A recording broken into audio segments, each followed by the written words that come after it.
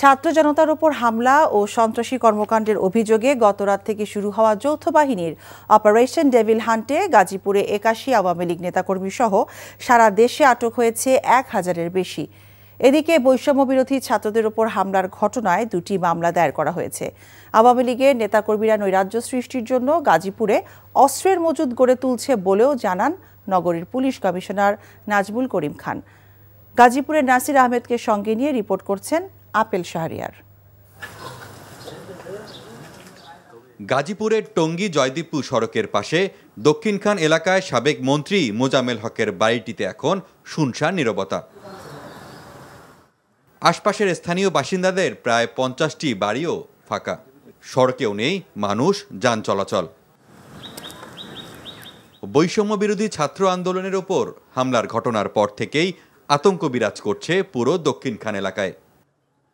এ ঘটনায় ২৩৯ জনের নাম উল্লেখ ও অজ্ঞাত আরও কয়েকজনের নামে মামলা হয়েছে। শিক্ষার্থীদের ওপর গুলির ঘটনায় আরও একটি মামলা হয়। গাজীপুরের এই ঘটনায় শনিবার রাত থেকে সারা দেশে শুরু হয় অপারেশন ডেভিল হান্ট। অভিযানে নৈরাজ্য সৃষ্টির অভিযোগে স্থানীয় আওয়ামী লীগ ও সহযোগী সংগঠনের বেশ কয়েকজনকে গ্রেপ্তার করা হয়। এ অভিযান অব্যাহত থাকবে বলে জানান মহানগর police commissioner. Operation devil hunt নামে একটি অপারেশন চালু করেছেন।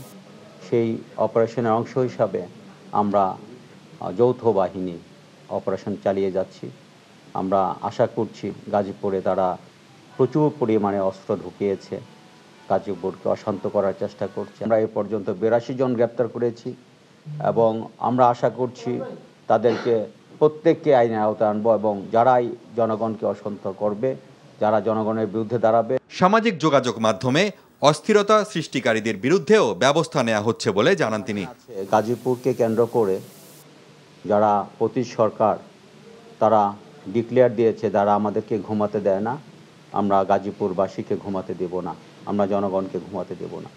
যারা যখন ডিক্লেয়ার দেয় জনগণকে ঘুমাতে দিবে না, জনগণকে প্রতিপক্ষ ভেবে জনগণকে শান্তি দিবে না এই কথা বলে, তখন পুলিশের জন্য এটি একটি চ্যালেঞ্জের ব্যাপার হয়ে যায়। আন্দোলনরত শিক্ষার্থীদের ওপর হামলা ও গুলিবর্ষণের প্রতিবাদে বিক্ষোভ মিছিল ও অবস্থান কর্মসূচি পালন করেছে বিভিন্ন শিক্ষা প্রতিষ্ঠানের শিক্ষার্থীরা।